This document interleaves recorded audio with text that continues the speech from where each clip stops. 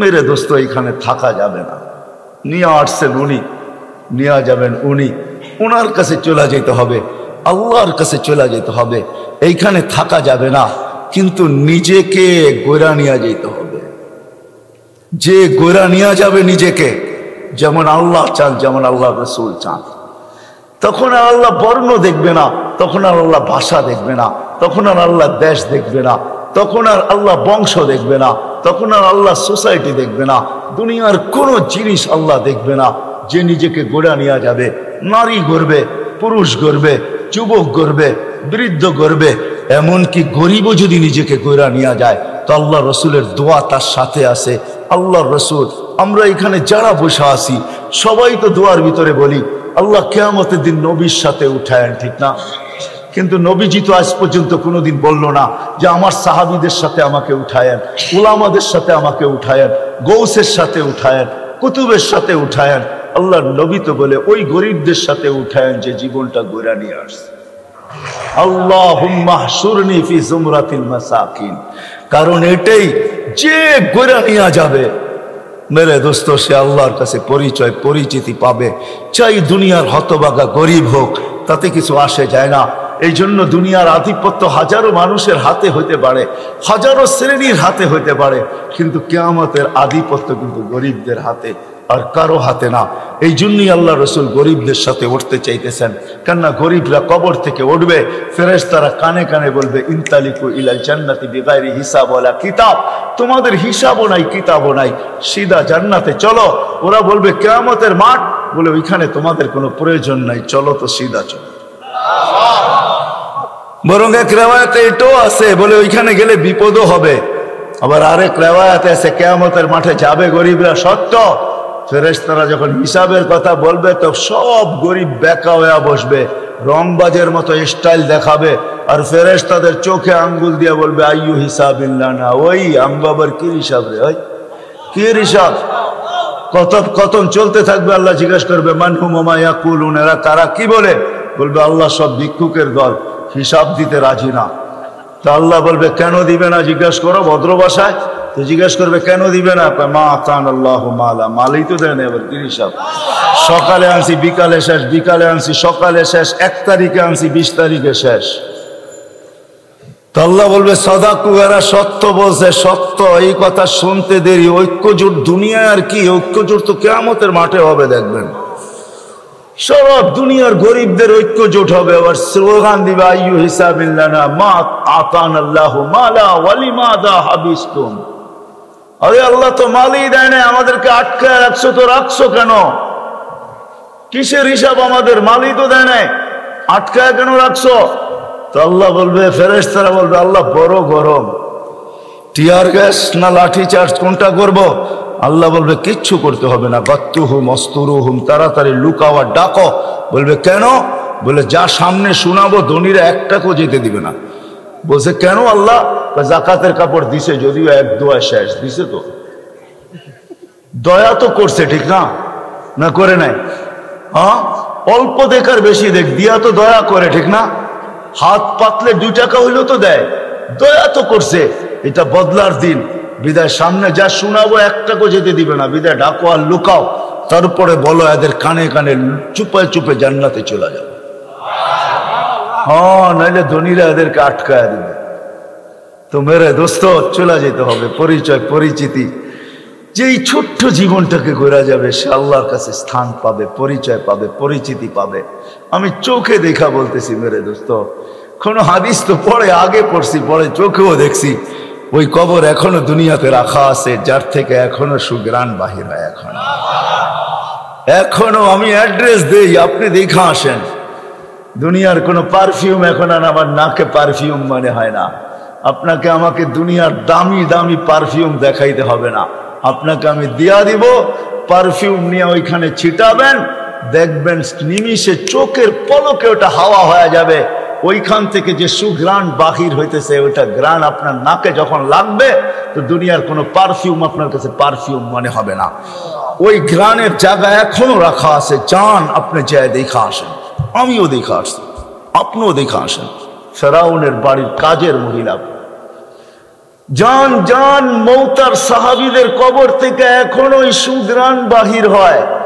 জান জান জাফর ইবনে আবু তালেবের কবরে, জান জান আব্দুল্লাহ ইবনে রাওয়াহার কবরে, জান জান সাইদ ইবনে হারেসার কবরে, জান জান ওই সাহাবীদের কবর আমি চোখে দেখে আসছি, ওই নাকে শুনে আসছি। কসম খোদার ভিতরের কথা বলতেছি, দুনিয়ার পারফিউম আমার কাছে পারফিউম মনে হয় না, লাগাই বটে, কিন্তু ওই লাগাইতে দেরি, ওই ঘ্রাণ নাকে আবার বাড়ি খাইতে দেরি হয় না। মনে হয় ওইটাই তুফানের মতো আবার বাড়ি খায়, বিদায় সব ঘ্রাণ উড়া যায়। মনে হয় না পারফিউম এটা পারফিউম, আতর এটা আতর। যত দামি হোক না কেন, যান আপনিও দেখা আসেন যে ফেরাউনের বাড়ির কাজের বুয়ার কবর থেকে এখনো সুঘ্রাণ বাহির হয়। আল্লাহ রসুল জিজ্ঞাসা করছে কতদিন বাহির হবে?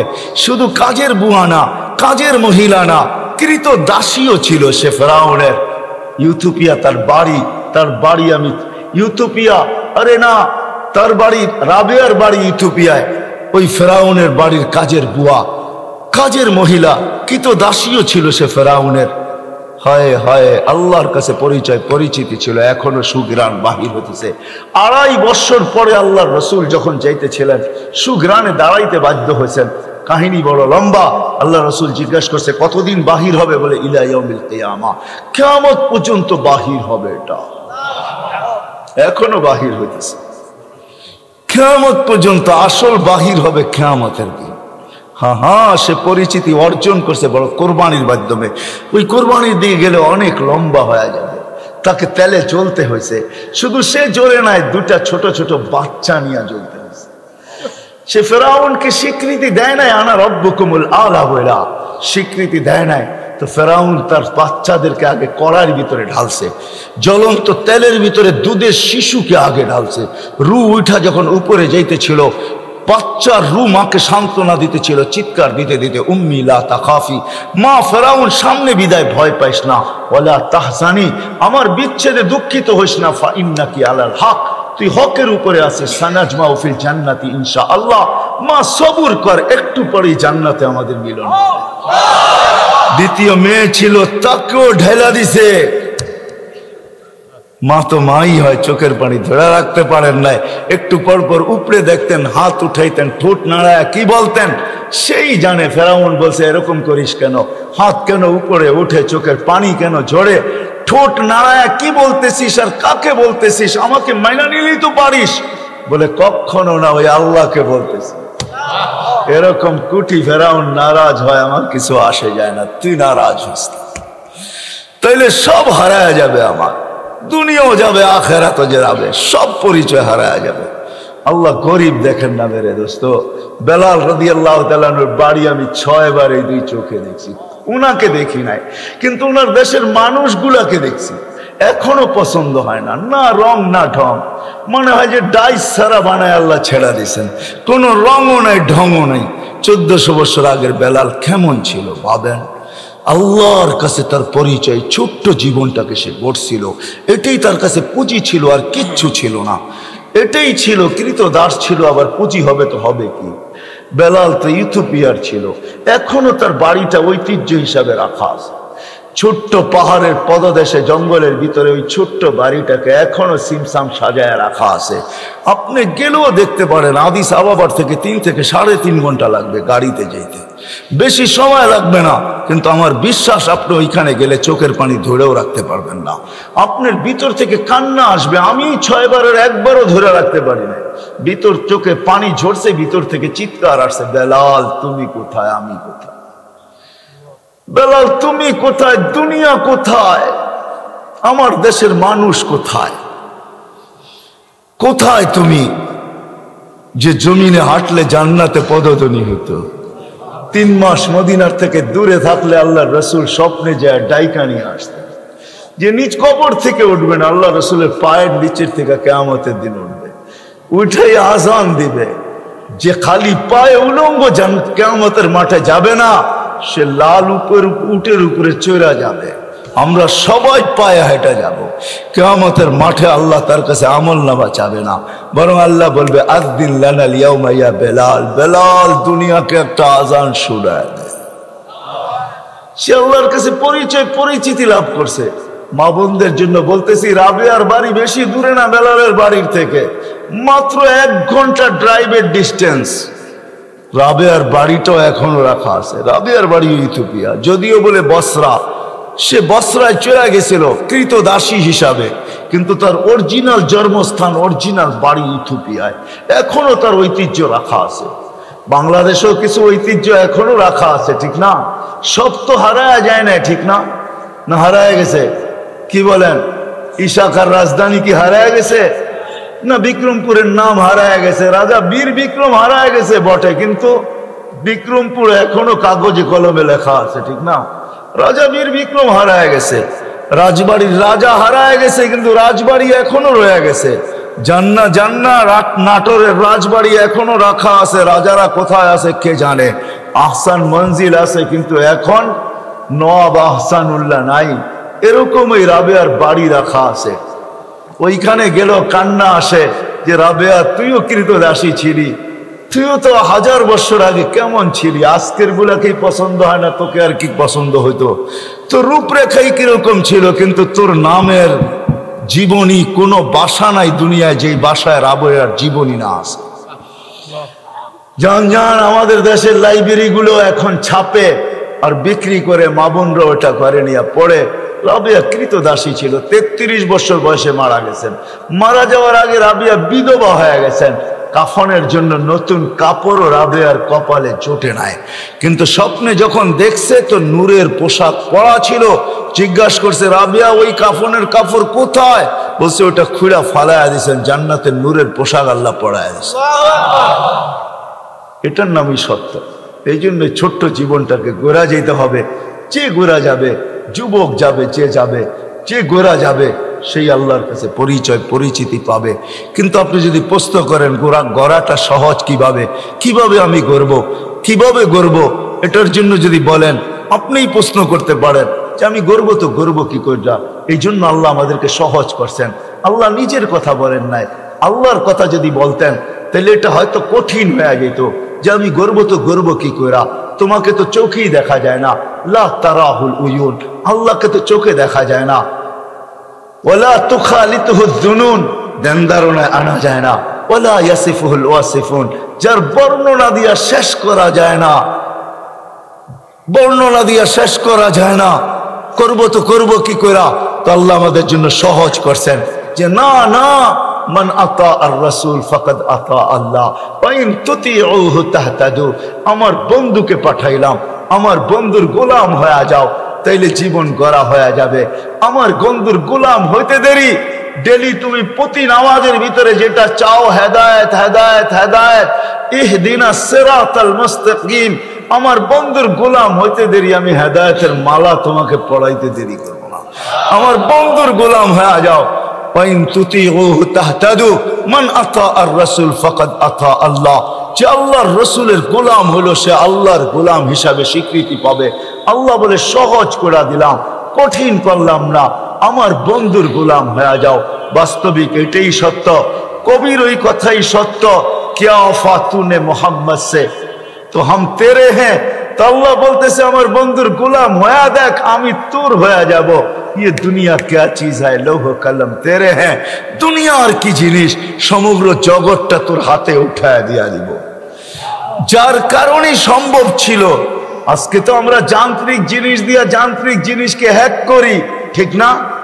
মনে হয় বোঝেন নাই। যান্ত্রিক জিনিস দিয়া যান্ত্রিক জিনিসকে, টেকনোলজির মাধ্যমে টেকনোলজিকে আমরা হ্যাক করি, ঠিক না? আলী রাদিয়াল্লাহু তাআলা আনহু সূর্যকে হ্যাক করতেছে ইশারা দিয়া। কত বড় হ্যাকার চিন্তা করেন। দাউদ আলাইহিস সালাম সূর্যকে হ্যাক করতেছে ইশারা করা। ডুবিস না, আসর পড়ি না, ওইখানে দাঁড়ায় আছে। অথচ ওর গতি পার ঘন্টায় কত? 6 লক্ষ মাইল পার ঘন্টায় গতি। হ্যাক করতেছে। আপনি তো আজকে ভিডিও কলিং বলেন, এই সূত্র দুনিয়া পাইছে তো পাইছে কোত্থেকে আমাকে বলেন। মুঠোফোনের সূত্র আসছে কোত্থেকা? 1400 বছর আগে ওমর রাদিয়াল্লাহু তাআলা মুঠোফোনের সূত্র আমাদের কাছে উঠায় দিয়েছেন। যিনি মেম্বরে দাঁড়ায় বলছিলেন সারিয়াতুল জাবাল, 3000 কিলোমিটার দূরে বন্দর আব্বাসে ছিল সারিয়া, সেনা প্রধান ছিল 3000 কিলোমিটার দূরে বন্দর আব্বাস ইরানের শহরে। মেম্বরের উঠতেছিলেন সিঁড়িতে আর বলতেছিলেন সারিয়া তাল জাবাল, সারিয়া পাহাড় সামলা। 6 মাস পরে যদি মখন মদিনা মুনাওয়ারায় আসছে, সবাই জিজ্ঞাসা করছে সারিয়া সামিতা সৌতা আমির আল মুমিনিন, আমিরের মুমিনের আওয়াজ কি তুমি শুনছিলে? তো সে হাসতেছে, বলতেছে শুনি নাই, শুধু রাআইতু আন্নাহু ওয়াকিফুন আলা মিম্বারির রাসূল, আমি দেখছি উনি আল্লাহর রাসূলের মেম্বরে দাঁড়ায় আমাকে পাহাড় দেখায়। সূত্র আসছে তো মুঠোফোনের ওইখান থেকে আসছে। ও মেরে দোস্ত, আমি কেমনে বুঝাবো আপনাদেরকে, কেমনে বুঝাবো? কোত্থেকে জানি কই হারায় গেছি। এই ছোট্ট জীবনটাকে কইরা যেতে হবে। এই জন্য মুহাম্মদুর রাসূলুল্লাহর গোলামি যেই ব্যক্তি অর্জন করবে, যুবক কইরা দেখো না, মজা আসে তো আসে কতটুকু। হায় আমরা ভাবি লাইফ স্টাইল চেঞ্জ হইলেই রাগ হয় না। বাটারার মানুষ, আমাকে বাংলাদেশে ওয়াজ করতে হবে না। যদি পেন ড্রাইভের মতো আমার এইখান থেকে খোলা যেত, তাইলে আমি শুধু পর্দা লাগায় আপনাদেরকে দেখায় দিতাম আমার এখানে কত হাসি, কত কান্না,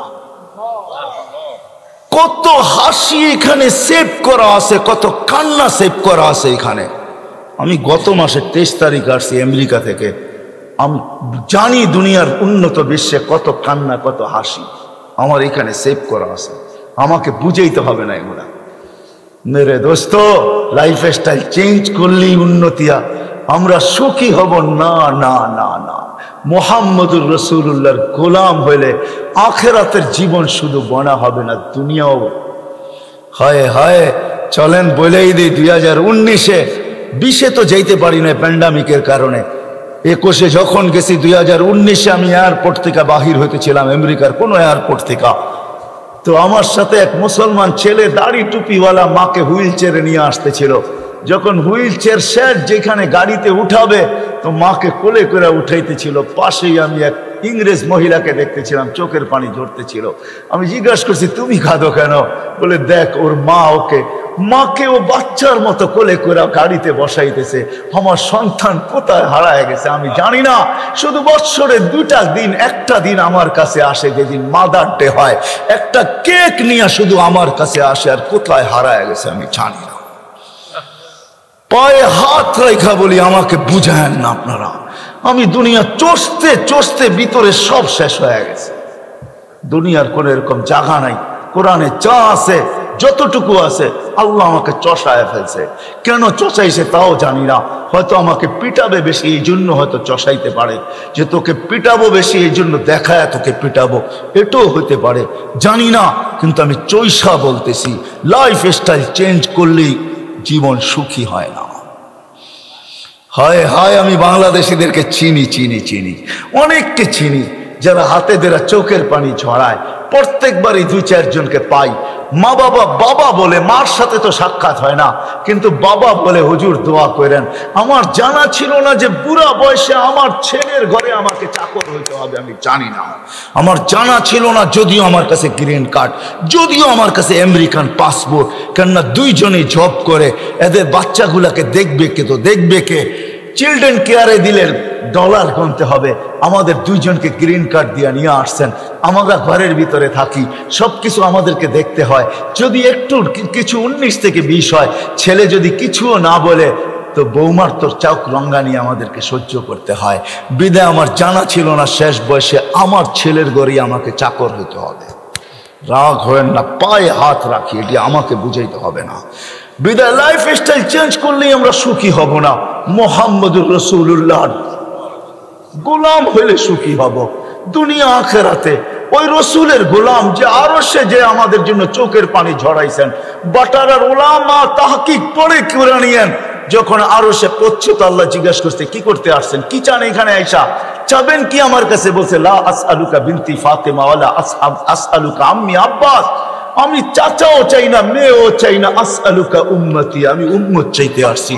ওইখানে লজিক দিছেন, যুক্তি দিছেন, আনতা রব্বুল করিম আনা নবিয়্যুর রহিম, আপনি রব্বে করিম আগে, আমি নবী রহিম পরে। পিছে কাইফা তুযাইয়ু হাযিল উম্মাহ বাইনাল কারীমি ওয়ার রহিম, কিভাবে আমার উম্মত দুইয়ের মাঝে হারায়া যাবে আমি সহ্য করতে পারবো না।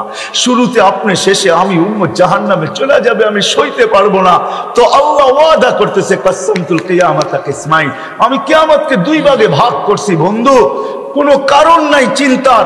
লা ইউখজিকা ফি উম্মতিক, আপনার উম্মতের জন্য আপনার কপালে আপনাকে আমি দুঃখ দিব না, ব্যথা দিব না, আপনাকে লজ্জিত করব না, কপালে বাজ আসতে দিব না। আমি কিয়ামতকে দুই ভাগে ভাগ করছি।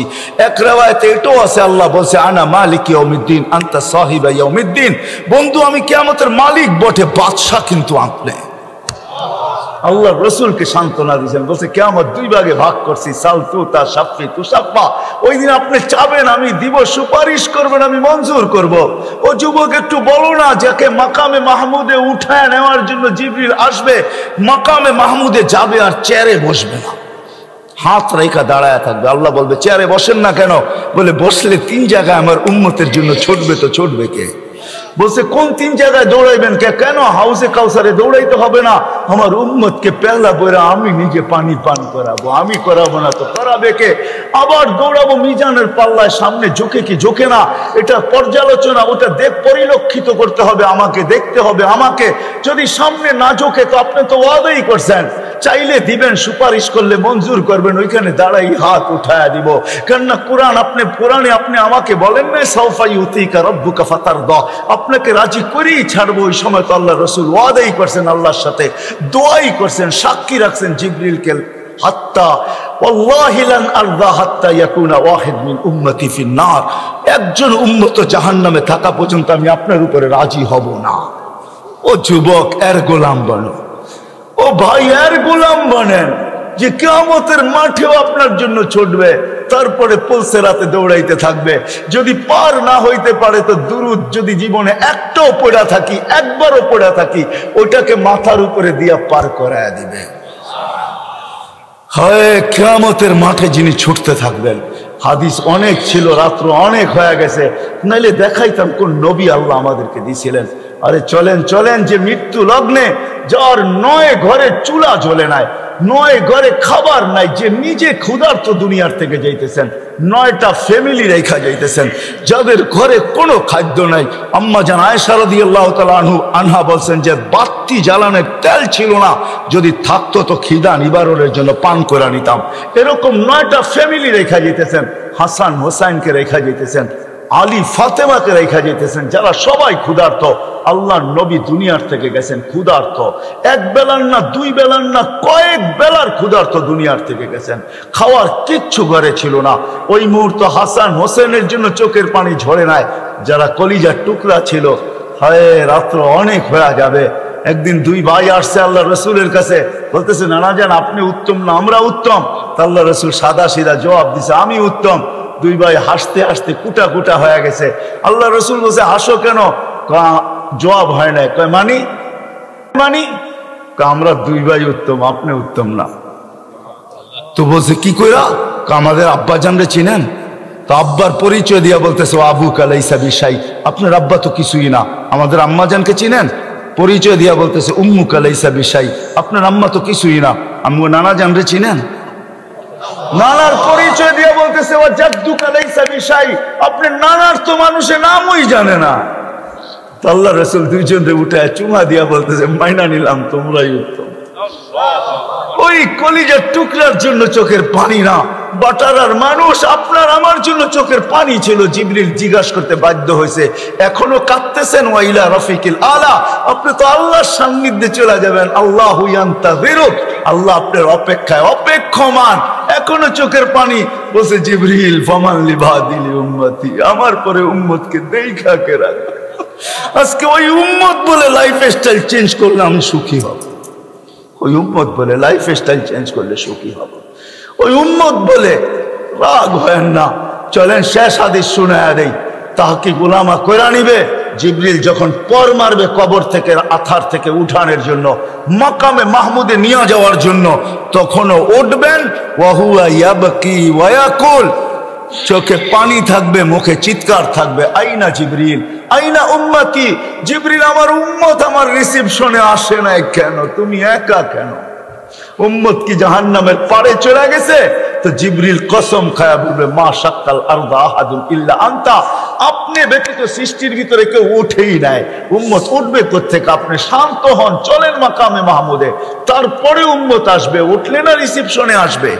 ওই নবী কবর থেকে কাঁদতে কাঁদতে উঠবে। ওনার লাইফ স্টাইল ওটার ভিতরে রাখা আছে। আপনার আর আমার এই ছোট্ট জীবনটাকে গড়া। মুহাম্মদুর রাসূলুল্লাহর মতো দয়ালু রবি, হয় হয় আল্লাহ কি দিছে আমাদেরকে আমরা জানি না। এই জন্য আসেন আজকে ওনার গোলামি অর্জন করি। যে ওনার গোলাম হয়ে যাবে, যুবক হয়ে দেখো জীবন কিরকম বনে। মা বোনদেরকেও বলবো, আর ওনার জীবনের সবচেয়ে বড় আদর্শ যেটা, সেটা হলো 5 ওয়াক্ত নামাজ। কি হ্যাঁ, দুনিয়া আসতে দেরি, চেষ্টা করতে দেরি করেন নাই। ওইদিকে গেলে আরো লম্বা হয়ে যাবে। মাত্র দুনিয়াতে চাদরে রাখা হয়েছে, ঘুরা লম্বা সেজদা। আম্মা জান বলছে, মা কুলতা কুলতা, মা কুলতা, তুই যেন কি বলছিস আমি বুঝি নাই। লম্বা সেজদা, উইটা বৈশা আত্মাহিয়াতর সুরতে বৈশা আঙ্গুল উঠাইতে দেরি, সমগ্র জগৎ আলোকিত হইতে দেরি হয় না। আমি তো বলি সেজদা দেন নাই, আমাদেরকে মেসেজ দিছেন, মেসেজ। হয় আমি তুর পাহাড়ও দেখছি, হায় হায় ওইখানে যাওয়ার পরে হাদিস আমার মনে পড়ছে, যেখানে তো মুসা আলাইহিস সালাম জিজ্ঞাসা করছেন যে আমি কথা বলি, কারোর সাথে কথা বলবেন?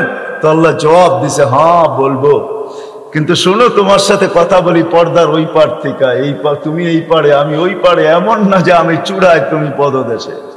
বলছে এক উম্মত আসতেছে, আমি দুনিয়াতে যার সাথেই কথা বলবো পর্দার এই পার থেকে ওই পার, কিন্তু আমার বন্ধুর সাথে না। আমার বন্ধুকে তো ডাইকা নিয়া কাওবা কাউসাইনিয়া ওয়াদনা ফাদানা ফাতাদাল্লা ফাআওহা ইলা আবদিহি মা আওহা, কাছে বসায় কথা বলবো, আর বন্ধুর উম্মত আমার সাথে কথা বলবে কথা। কিন্তু ফালা হিজাবা বাইনি ওয়া বাইনাহুম, এদের মাঝে আমার মাঝে কোনো পর্দা থাকবে না। মুসা আলাইহিস সালাম জিজ্ঞাসা করছে কখন কথা বলবে? বলে ইদহুম ইয়াসজুদুন, যখন তারা সিজদায় যাবে, সিজদায়।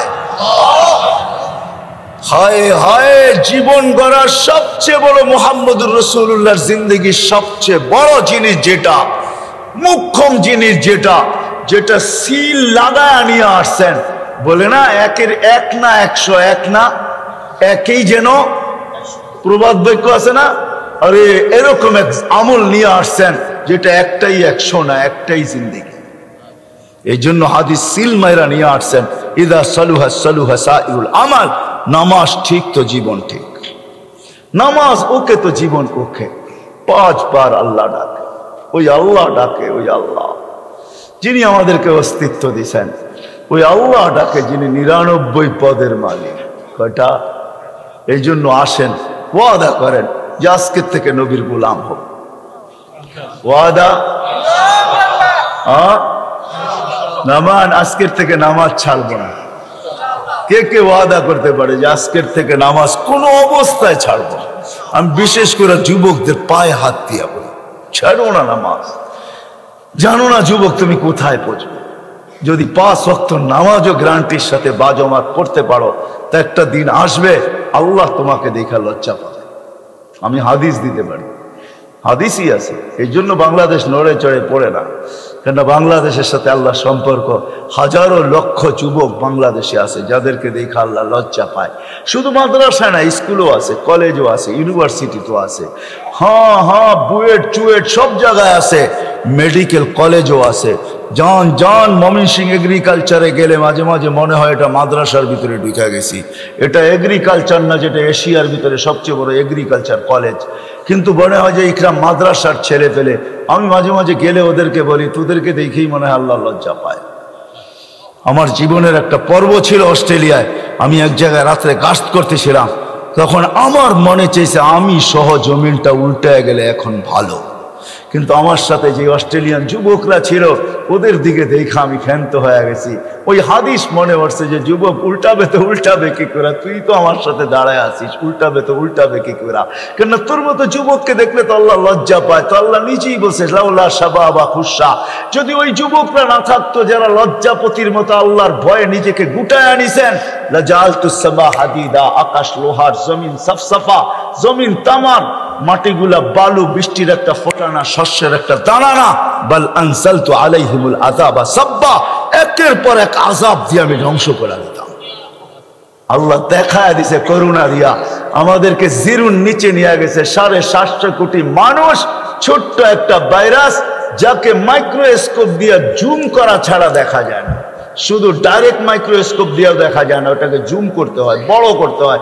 এই জন্যই তো আপনারা মাস্ক পরেন না। এত বড় বড় টেলিভিশনে দেখেন আর মনে মনে ভাবেন নাকের সিঁদুর তো এত বড় না, এটা যাইব তো যাইব কি করে, ঠিক না?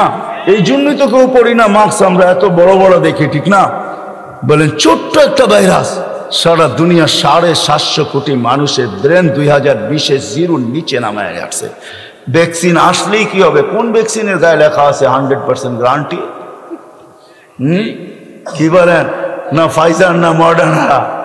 আপনি বলেন আপনি কি দেন না? না, দিতে হয়েছে, অনেক আগে দিয়ে ফেলছি, বাধ্য হয়ে দিতে হয়েছে।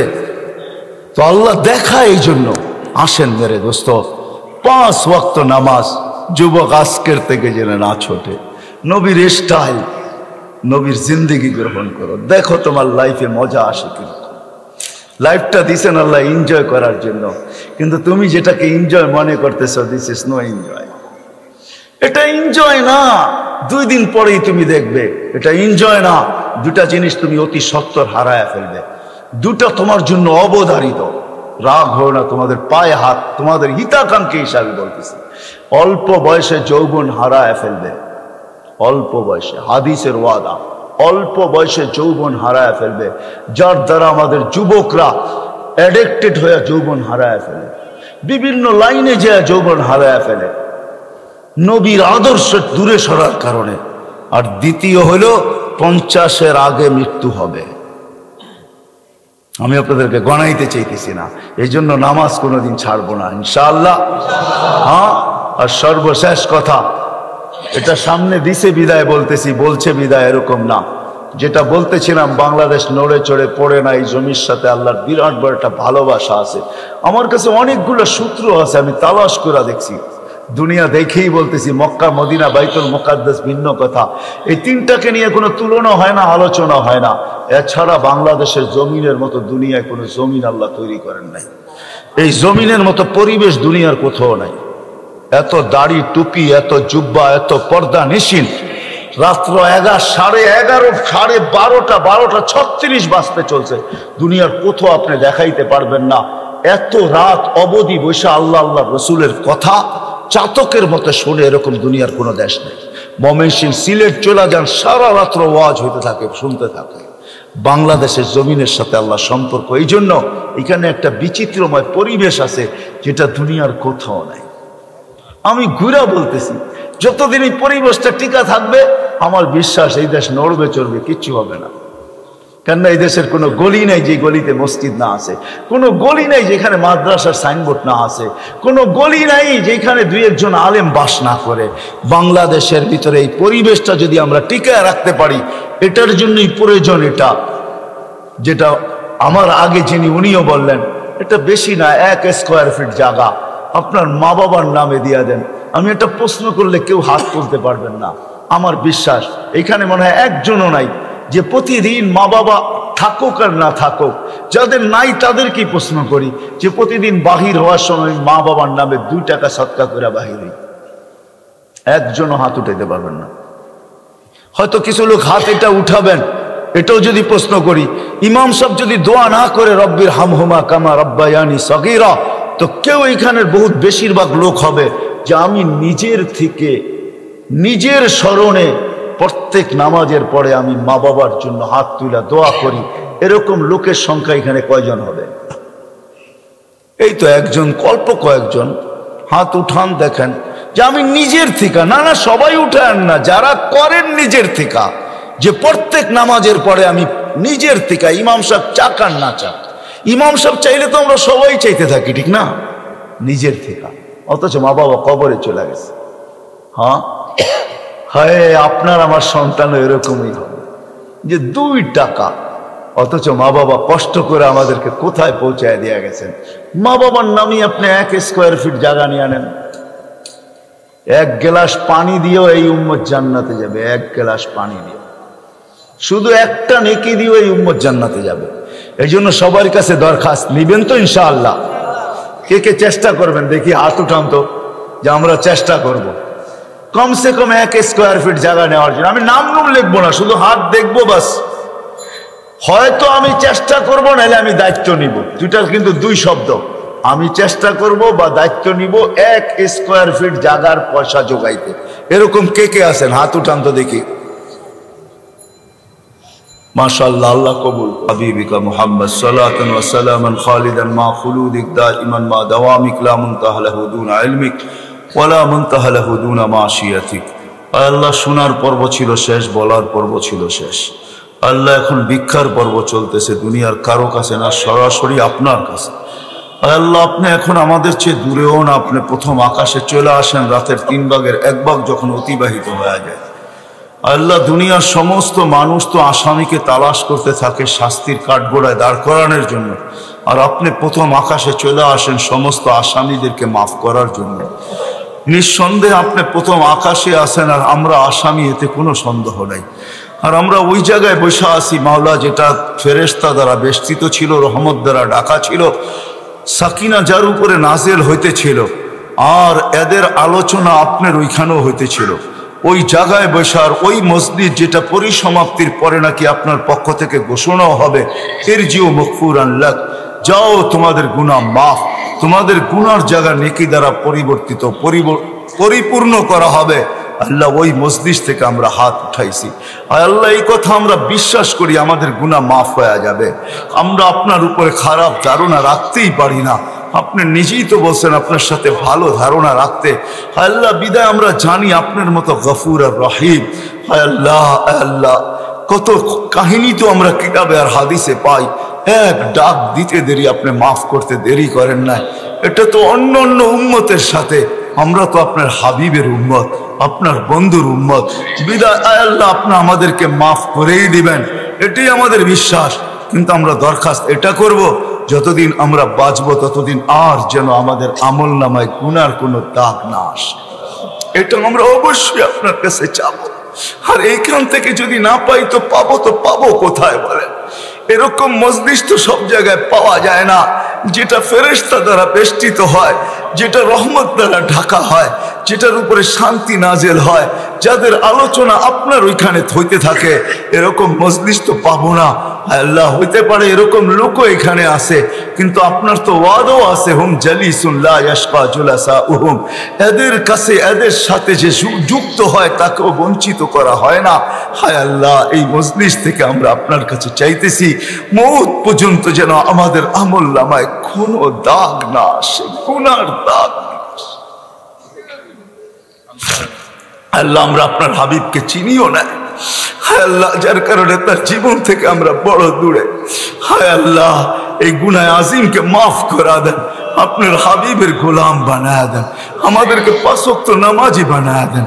আল্লাহ, এই মাহফিলকে কবুল করেন, আয়োজকদেরকে কবুল করেন, সহযোগিতাকারীদেরকে কবুল করেন, সাহায্যকারীদেরকে কবুল করেন। আয় আল্লাহ, আয় আল্লাহ, যারা বলছে তাদেরকে কবুল করেন, যারা দূর দূর বসে শুনছে তাদেরকে কবুল করেন, এই মাদ্রাসাকে কবুল করেন, প্রতিষ্ঠাতাদেরকে কবুল করেন, কমিটিকে কবুল করেন। আয় আল্লাহ, সাহায্যকারীদেরকে কবুল করেন, যারা মহব্বত করে তাদেরকে কবুল করেন।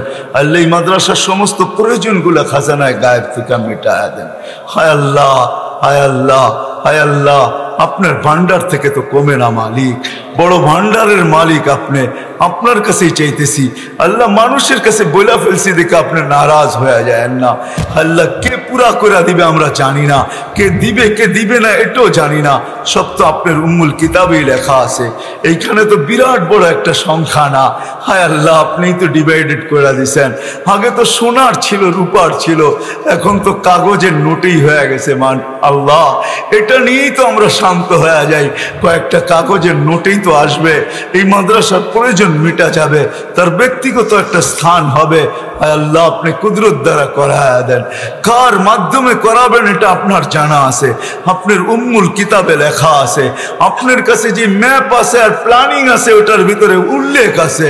আয় আল্লাহ হয়তো তাকে আমাদের কাজ পর্যন্ত পৌঁছায়া দেন, অথবা মাদ্রাসাওয়ালাদেরকে তার কাজ পর্যন্ত পৌঁছায়া দেন। আয় আল্লাহ সমস্ত মাদারিস গুলাকে হেফাজত করেন, মাকাতিব গুলাকে হেফাজত করেন, মাসাজিদ গুলাকে হেফাজত করেন। আয় আল্লাহ, আয় আল্লাহ আমাদের দেশকে আপনি সুরক্ষিত করেন। আয় আল্লাহ যার যে মুসিবত আছে দূর করা দেন, প্রয়োজন আছে মিটায়া দেন, অসুস্থ আছে সুস্থতা দেন, সুস্থ আছে সর্ব ধরনের জটিল রোগ থেকে হেফাজত করেন। যারা এই জটিল রোগে আক্রান্ত সবাইকে শিফা নসিব করেন। বিশেষ করে মুসলমানদেরকে দুরারোগ্য রোগ আপনি দিয়েন না, না হার্টের, না কিডনির, না লিভারের, না ব্রেন স্ট্রোকের, না ক্যান্সারের, না ডায়াবেটিসের। আয় আল্লাহ আমাদের দেশ থেকে করোনা মুক্ত করেন। আর কোন ঢেউ আমরা এই দেশে দেখতে চাই না। আয় আল্লাহ এই দেশের মানুষের মতো তো মানুষ দুনিয়ার কোথাও দেখি নাই। তাকায় দেখো কোনে একটা বাঁচতে চলছে, এখনো হাত উঠায় তোমার সামনে বসা আছে। হায় আল্লাহ সামিয়ানা যদিও ভিজতেছে, নিচের থেকে ঠান্ডা উঠতেছে। মালিক বলো যতগুলা দেশ ঘুরলাম, কোন দেশ তুমি আমাকে এরকম দেখাইতে পারবে মালিক, যেই দেশের যুবকরা পর্যন্ত দাঁড়ায় দাঁড়ায় চোখের পানি ছাড়া তোমার কথা শুনে রাত অবধি ওই দেশকে করোনা মুক্ত করবে না তো করবে কোন দেশকে? আমরা আর কোনো ঢেউ দেখতে চাই না, নতুন আসুক আর পুরান আসুক। আল্লাহ তুমি আমাদের দেশকে কুদরত দ্বারা ঢাকা দাও, যাতে কোনো ঢেউ আর আমাদের দেশের ভিতরে আসতে পারে না। আমাদের দেশকেও আপনি হেফাজত করেন। আয় আল্লাহ আমাদের দেশকে সুরক্ষিত করেন। আমরা আল্লাহ আল্লাহ বাংলাদেশের উপরে যেন কারো কোনো চোখ না পড়ে। আল্লাহ কোনো চোখ যদি পড়ে তো উঠায় দেন, হাত বাড়ে তো ভাঙা দেন, পাও বাড়ে তো টুকরা টুকরা করে দেন। আমাদের দেশ নিয়ে যদি কেউ অনীহা চিন্তা করে তার ব্রেনকে চিরদিনের জন্য বিলুপ্ত করে দেন। আমরা সুখে শান্তিতে আমাদের দেশে বাঁচতে চাই। আয় আল্লাহ আয় আল্লাহ আয় আল্লাহ যারা বরাবর ঈমান নিয়ে যারা কবরে চলে গেছে মাফ করে দেন। শুধু আয় আল্লাহ বাটারা না, ডাকা না, আদম আলাইহিস সালাম থেকে নিয়ে এই মুহূর্ত পর্যন্ত যারা কবরে চলে গেছে, যারা বরাবর ঈমান নিয়ে সবাইকে মাফ করে দেন। বিশেষ করে এলাকার যারা কবরে চলে গেছে সবাইকে মাফ করে দেন। আল্লাহ আমাদের আত্মীয় স্বজনকে মাফ করে দেন। আল্লাহ মাতা পিতা যাদের আছে তাদের ছায়া আরো দীর্ঘায়ু করে দেন। আর যাদের হারায় গেছে তাদের কবর গুলা জান্নাতের বাগান বানায় দেন। রব্বির হামহুমা রব্বির হামহুমা কামা রব্বায়ানি সগীরা। আল্লাহ যা চাইতে পারলাম তাও দেন, যা চাইতে পারলাম না তাও দেন। ওয়া সাল্লাল্লাহু তাআলা আলা খায়রি খালকি মুহাম্মাদি ওয়া আলিহি ওয়া সাহবিহি আজমাইন বিরহমাতিকা ইয়া আরহামার রাহিমিন।